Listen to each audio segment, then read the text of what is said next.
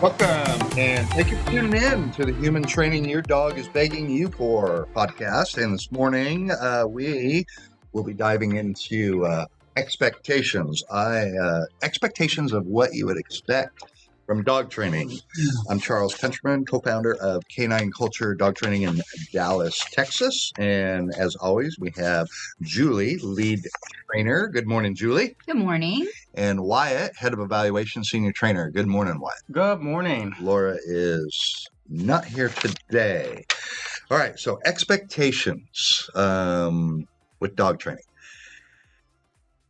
What I mean is, what is an owner's expectations when they go get dog training? What do you think their expectations are? I think that a lot of owners drop off dogs to do a board and train and expect the dog to be fixed. Done. By the end of the board and train. Just hand me back a big, juicy hamburger that I can now eat. Pretty much, yeah. No effort whatsoever. Right. They watch some video or some other thing that, it's a different dog. It's just so much better. It just doesn't always work that way. Or it is a different dog. It's just not a complete process yet. Right. Yes. I agree. I think most people think, especially if it's a board and train, because it's more an immersive training, more intense. I think they think they're one and done. Like, I drop my dog off 2-3 weeks later, I come back and I get a perfect dog. No more behavioral issues, no more leash point, no more this, no more that. I mean, done. We're done. Day train, it's hard to know what other people's expectations would be. We, I think, do a really good job of trying to set the right expectation from training. So we're pretty blunt about day and train. And for those of you who don't know what a day and train is, that would be where you would drop your dog off during the day in the morning, pick them up at the afternoon, and you do that 1 day or 2 days a week, and then you do homework in between. We're very brutal. If you are not going to be consistent 3 times a day homework minimum, you are wasting your money. And you are wasting your dog's time and your time, because it will not work, because there's not enough repetitions going on. So I think with day and train, we personally anyway, manage the expectations really well. I think where people get screwed up is they go to like a group class training, or maybe a Petco, or a board and train. And I think people still have the wrong expectations with whatever one they're going to. Anything that's like Petco, 4 or 6 or even 8 45-minute sessions with 6 dogs in a 10-foot by 12-foot area. Not a lot of training going on. Mostly that's socialization and an introduction to structure and obedience. And there will probably be at least one dog that barks most of the time. Yeah. And most of the Petco trainers are genuine. Now, of course, there's a few that are, but most of them are not actually trainers. If you handed them your dog that's pulling on a leash, said, "Could you please work on this?" We've hired a couple. They can't even hold the leash. They don't know how to hold a leash correctly. So they sure aren't going to be able to fix a dog with behavioral problems. They are reading a book or winging it.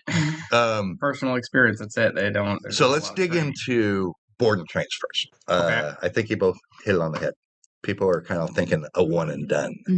What's a reasonable expectation that people should have? Well, I mean, even that's a pretty wide question to ask. Let's go with a normal regular. Yeah, so let's establish a ground rule. We're talking about no behavioral issues, no emotional issues, just a dog that doesn't know what they're supposed to do. I think what should be expected is the dog is going to be able to do the core commands, whatever core commands companies are saying their core commands. For us, for example, we talk about heel, sits, place, stays or implied stays, recalls, things like that. I think by the time down. So by the time your dog is done, especially if they're doing a 3-week board and train or something like that, they should at least know all of those things. Yeah. If they don't, then I don't know, the trainer gypped you or something.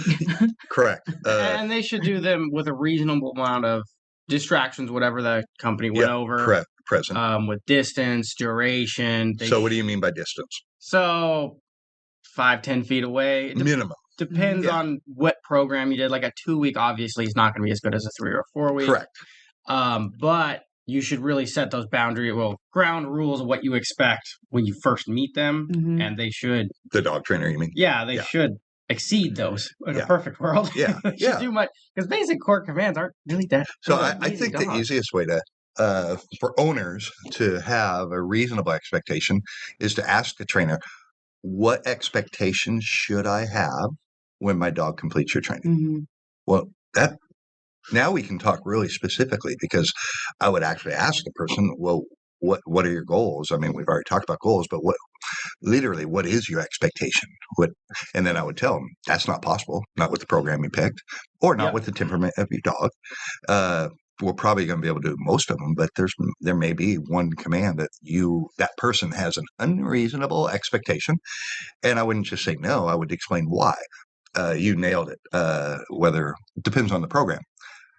A lot of trainers do 2 or 3 week board and trains. A 2-week board and train is a foundation. You're not getting a proof polished finished dog in 2 weeks. It's amazing the volume of information and the speed at which we do it. A trainer in 2 weeks. Humans do not learn that fast. Hell no. That would be like going through 1st through 6th grade in 2 weeks. I mean, from a human perspective, you just knocked out 6 years of school in 2 weeks. Because you can take a 5-month-old wild little crazy puppy it's still wiggling, but it's sitting still to get petted by people. It's trying. Right. I think the main issue with people's expectations is that, like, people forget that during the duration of 2 weeks or 3 weeks, like you said, we put a ton of repetition in, right? And this is where also the topic of using rewards, treats, corrections, all of that comes into play. I feel like a lot of owners get frustrated sometimes because they come into the lesson, they see that their dog is literally doing everything beautifully for the trainer, and then it's not transferring over to them. And a lot of times it's almost like they don't want to put in that work of using rewards for a week or something like that, or following through with consequences, and then their dog starts to fall apart within 1 week of training. And so that should really be a part of the expectation. Like, you can't think that your dog is just going to transfer from this facility to your home and do everything if you're not going to communicate or with even it. if you have a trainer that comes and does lessons at your house for 6 months. You still It's have just to put anything effort that we explain, this is why, and this is how your dog is going to learn X, Y, and Z. If the owners don't put in that effort, then your expectations should lessen at that point, because you're not putting in the work. And realistically, with an older dog, maybe not so much with a puppy, but any dog over 2 or 3, the house is the hardest place to train your dog. There's baggage there, either be emotional or just bad habits reoccurring. It's mostly that. It's pre-established habits and routines that now we have to change for the dog. But that's also one of the reasons I like board and trains, because it gives an opportunity to basically have a reset button for the dog. Absolutely. Nope, that was yesterday. This is today, and now all these new things, we're now going to do them here too, not just there. You mentioned it, Julie. A lot of people think there's not a lot of, they're getting a board and train, so they don't need to put a lot of effort in. That's nothing further from the truth. Your dog will do X, Y, and Z with me, but if you don't do some of that repetition work and teach them that is your expectation for how they behave with you too, you'll bring your dog to me. Why does he walk so well with you? Because he knows I expect it. Yep. It's really, that's all it comes to. We've all seen that. A lot of, it's like, I don't know, once couple months we'll get a client that won't come to group class afterwards, because we always do 2 months of weekly group class after board and train. And the reason is the group class is for the owner to ensure at least once a week they're doing something with their dog and teaching them, hey, this stuff, we do it together. I would say about half of our clients don't go. They just like, nope, I did the board and train, I'm out. Or maybe like 1 or 2, then don't go. Yeah. The frustrating part to me it's really frustrating. Is we're giving you the basically free resource. You can go do it. It's great. It's fun. And the proof's in the pudding. We got a dog that was wild, out of control, to be able to go to Home Depot or Bass Pro, like on a field trip in 3 little weeks. Can you please put like at least a month worth of work into your dog? Like, clearly it works. You just got to put forth some effort. We did the hard stuff. You get to do the fun, easy repetition side of it. You're just doing the reinforcement part. Yeah. And most people don't realize that police dogs and military dogs, they go to school for 1.5 to 3 years if it's the right caliber and quality of a dog that they'll put that much money into. But 1.5 to 2 years is very standard. They don't just send them to the police department and say, here's your dog. Right. That trainer works with his dog a little bit before every shift. Part of their shift is reinforcing all the training. Yep. They're constantly reinforcing the skills that the dog already knows. It's like a language. If one of us learned another language, we could be fluent at it or pretty darn good at it. And if we never talk to someone in that language for 5 years, we'll stumble our way through just to order a beer. I can attest to that. Yeah, me too. I speak French fluently, but I don't see my family nearly as often as I used to. And so every time I go back to see my family, I can feel the struggle trying to keep up with just how fast they speak and like saying certain words. I'm so used to speaking English. Right. So yeah, absolutely. I agree with that. Yeah. And then, so you're fluent in that language and you can struggle with it. Oh, yes. So I was definitely not fluent, but I took a couple years of Korean and spoke pretty good conversational Korean when I was in Korea. But after that, I really didn't have an opportunity to practice it. I can barely say hi and order a beer. It's all gone. That is what happens with dog training if you never reinforce it. Now, it's still there, but you're going to have to dust it off. Right. You're going to have to it's vacuum like it. You're going to have to, you're going to have, it'll go fast to get it back, but it's going to get loosey-goosey and very sloppy. Also, we're focusing a lot on how the owners have expectations from their dogs, but they need to start to also change their expectations of themselves. Yeah. Right? Because I feel like a lot of times people will drop off their dogs and they want the dog to change. And the dog typically does, right? Because they're doing board and train, they're learning things are, whatever. And then the dog gets back with the owner, and then the owner does the same things that they used to do prior to the training. They get all goo and excited when they first see their dog and say, well, why is he still jumping? Because you just made him jump. Like you just got him so excited. Of course he's going to jump. Tone of voice is so important in dog training. Dogs pick up our mood, how we feel, and what we want through tone as much as body language and any verbal command. So, an owner has to work on themselves too. It's not fair to. I remind people, your dog did not sign up for dog training. Nope. He thinks life is cool, grand. He don't think there's a problem on the face of the planet. This was all your idea, human. So be fair and let him know that you're going to work with them around these environments that you need to. And especially if you have any kind of behavioral temperament problems, emotional issues, typically your dogs mirror the owner. Right. So now we're getting into an emotional or a behavioral problem. So we were talking about, happy-go-lucky dogs just don't know what they're supposed to do. So the expectations definitely change when we talk about a behavioral problem or an emotional problem. Very much. And especially if it's emotional, a lot of behavioral problems are emotional. They have an underlying emotional quadrant to them, typically fear or just anxiousness, and anxiousness is typically grounded in fear. Or boredom. I like to tell people, when I first meet them, don't expect, will the obedience be great? Yes. Will there be a marked improvement in the emotional or behavioral issue? Yes. Sometimes is it all addressed? Pretty much. Sometimes it takes a few months of group class to really firm that up with the owner, because what you said, they're mirroring their energy, they're reading them.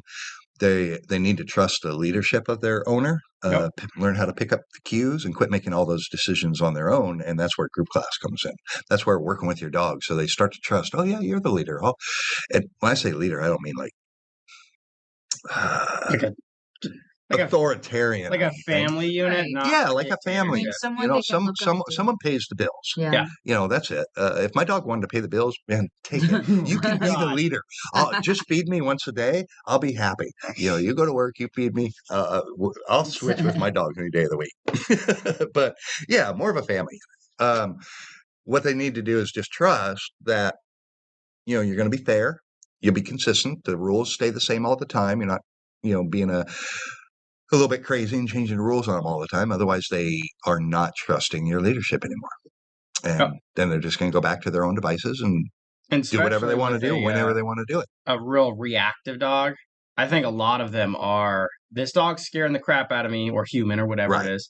It's clearly stressing dad out because they're not self-aware enough to know they're causing distress in everyone. Right. And I don't trust dad enough, so I'm going to step in and do it for him. I'm going to handle this situation for him. Especially like German Shepherds, notorious for, you aren't handling this, so I'm going to do it for you. Right. It's a big trust thing. It's a confidence thing. And it's, again, being like the head of a family versus just someone in the middle of it. It's way less stressful not being in charge of taxes and bills and stuff like that. Right. Be a lot happier dog. I mean, there's a hierarchy. There is a hierarchy.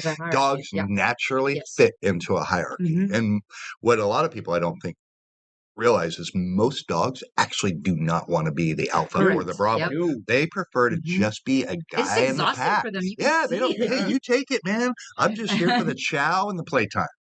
That's most dogs. It's pretty rare a dog truly is an air quote alpha dog. And usually they're just filling the role because you're not. That's right. And because dogs are hardwired to have a hierarchy. If you are not a leader, they will step into the role because they have to. There has to be a leader. So if your dog is a leader, it's because they literally don't feel you are. So that's unfair to your dog. And the problem is they've got that like DNA biological drive to do that, but they don't have any cultural references. They didn't grow up. Most dogs are in one by themselves or have one other dog in the house. And they probably weren't taught how to do that correctly. Right. So they're going to fill that role and they're going to suck at it. Yeah. They're going to turn into that dictator that tries to control everything, and they're going to fail horribly. That's why, like, super dominant females or over dominant males, they want to do that. They just don't know how, and they're going to overdo it. And they're bad at it. They haven't gone to any leadership schools. No, they have not. So we have to teach our more dominant type of dog how to appropriately be a leader. But that's a leader in the pack amongst their dogs. Right. We're still the leader of the house. Yep. We'd never give that up. And an emotional or behavioral issue, a great way to look at it is humans go to, see therapists all the time. I have yet to come across any human that, works with a therapist that was fixed in 2 weeks. That they addressed their issue, they got it, they conquered it, and in 2 weeks it's done. I never need to see a therapist. That therapist would be a rich person. Yeah, or there would be no therapist because it's that easy to do, right? Cure me. Yeah. There's a lot of stuff that some things just have to be unpacked. You got to look at it differently. I mean, there's a lot of work that goes into. A lot of it, you got to change how you think, and it's usually not a game of let's fix one or two problems in your life that'll fix everything. No, it's a lifetime of small bad decisions or bad anxiety that built up or baggage. I like to say baggage that have built up to this crippling depression or whatever. And it's going to take a lot of good small decisions to finally erode it away to start doing good positive. Takes effort. And the problem is, why would your dog put that effort in?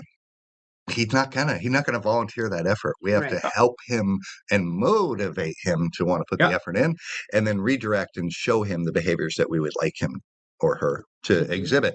So, and we can't even talk to our client. So you're not going to fix typically an emotional or a behavioral issue in 2, 3, 4 weeks. Even if it doesn't appear that problem exists anymore.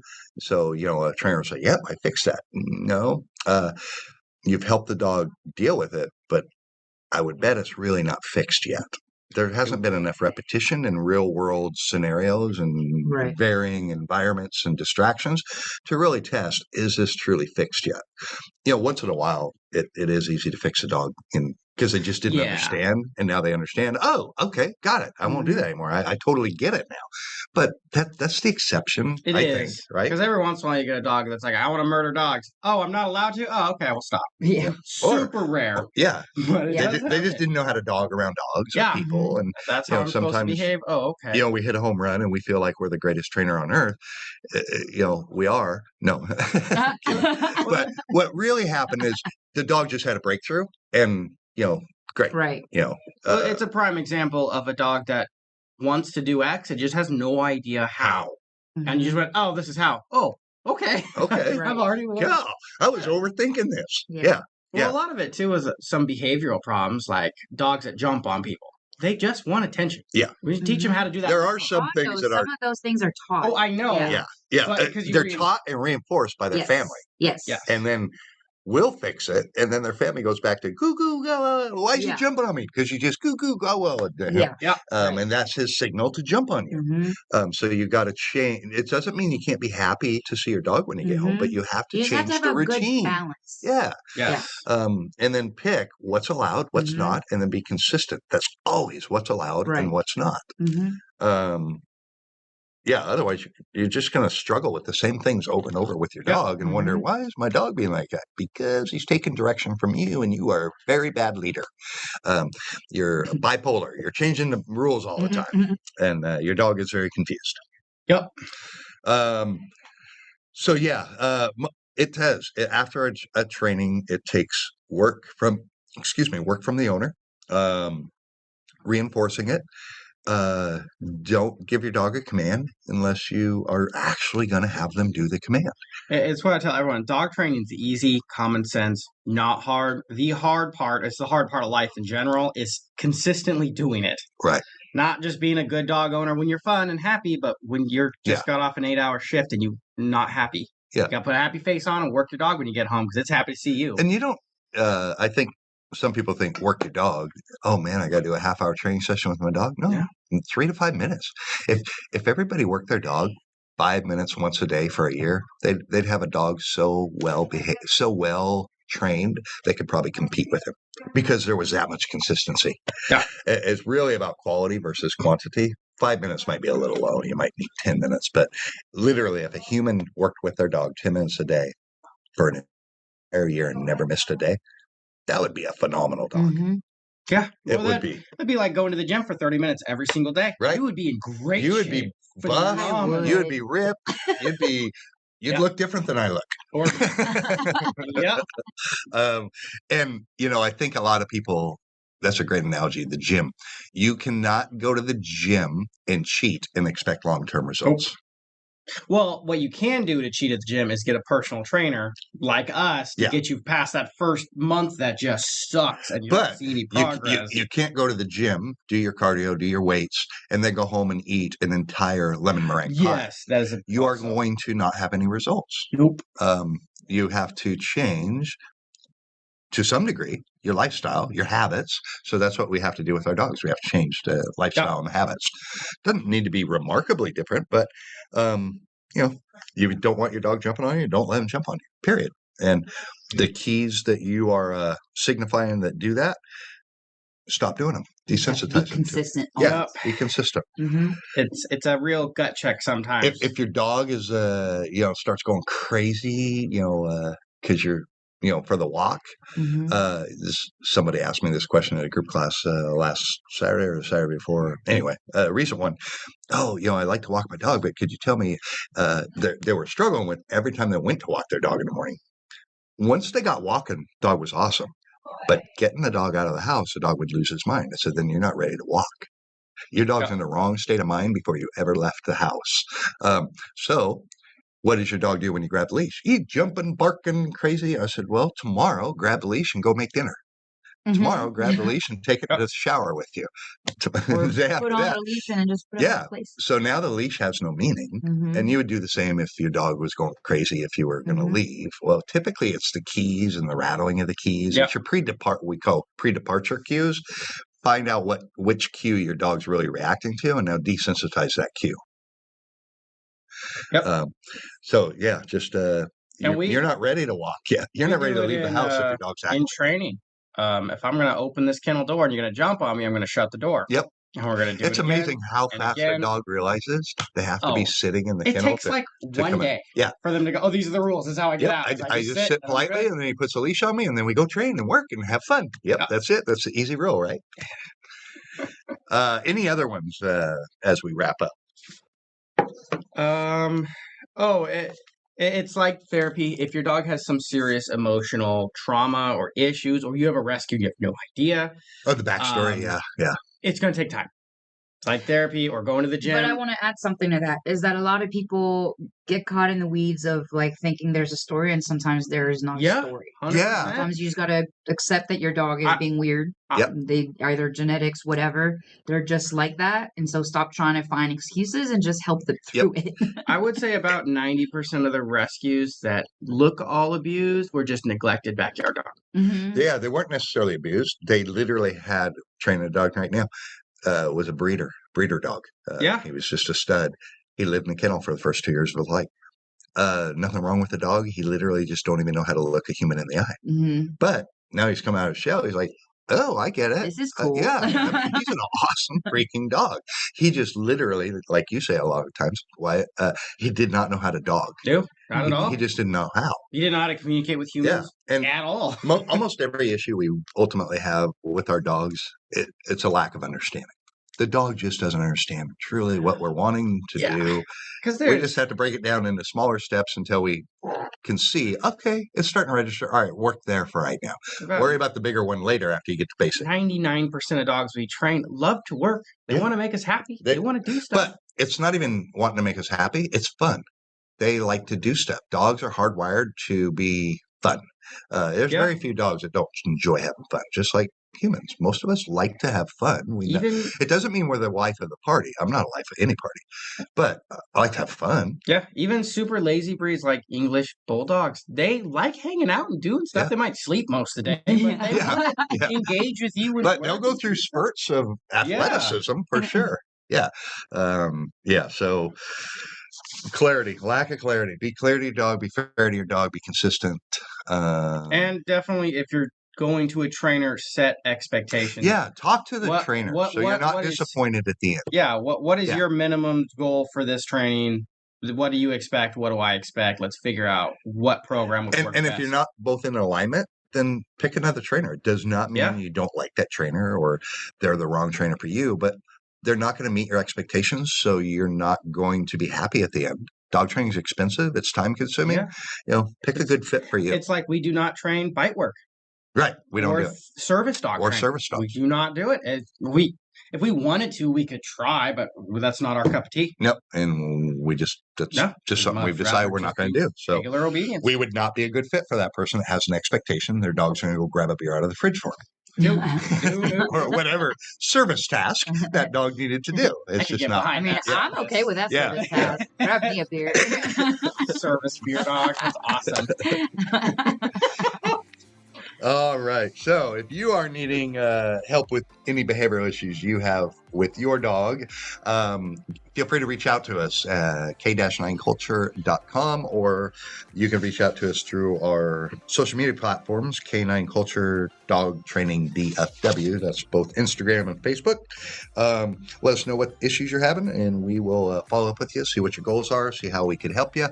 If you'd like us to be part of your dog's training journey, we would love to do that as well. It doesn't really matter how far away you are. As long as you're committed to coming, we'll be committed to helping your dog. And so next week, guys, what are we talking about next week, Julie? How to help your dog be fulfilled and occupied in your home. Yes. Some people struggle with that. I would say most people. I would say most. Yes. Especially, if you live in an apartment with not an access to a backyard, because there's more effort that has to go into getting that physical exercise, but you don't have to exhaust your dog to have a fulfilled dog. Nope. So we will delve into that next week. And from everyone here at K9 Culture, thank you for spending a little time with us today, and go have fun with your dog.